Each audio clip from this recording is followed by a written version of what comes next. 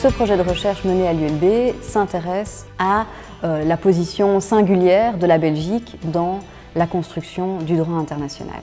Ce rôle de pionnier, il se décline en deux axes. D'abord, on va observer, après les deux guerres mondiales, que la Belgique va organiser un certain nombre de procès.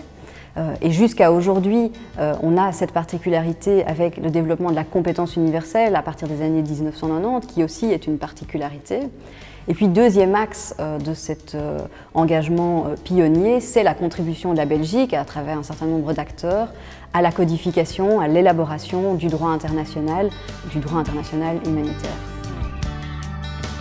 À l'ULB, dans le cadre de ces PAI, on a décidé de rassembler deux équipes, une équipe d'historiens d'une part et une équipe de juristes.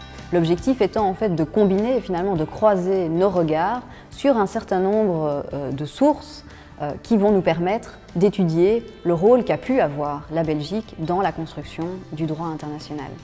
Alors ces sources sont très diverses, elles sont d'origine juridique, on a des sources judiciaires qui sont issues d'un certain nombre de procès, mais on s'intéresse aussi à des sources quelque part politiques qui font état des débats qui accompagnent cette élaboration du droit international. L'intérêt de travailler au plus près de cette documentation, de revenir à toutes ces sources, de les dépouiller, de les analyser, c'est pouvoir comprendre le rôle des différents acteurs, les identifier bien sûr, voir quels sont les débats, le contexte social et politique qui accompagne ce processus d'élaboration. Un autre axe que nous développons dans ce projet et pour lequel nous avons obtenu un autre financement, qui est un financement également de Belspo dans le cadre des projets BRAIN. Cet autre axe donc vise à travailler sur un projet de numérisation de ces sources. Il nous semble que ces documents qui sont relatifs au droit international, aux crimes de guerre, aux crimes de génocide, peuvent potentiellement susciter l'intérêt au niveau international.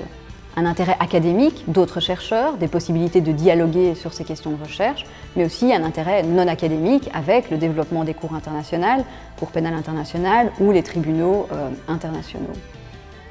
Notre objectif est donc de numériser ces documents, de pouvoir les décrire, et donc bien sûr de les préserver, et puis d'offrir un accès élargi à ces documents via une base de données en ligne.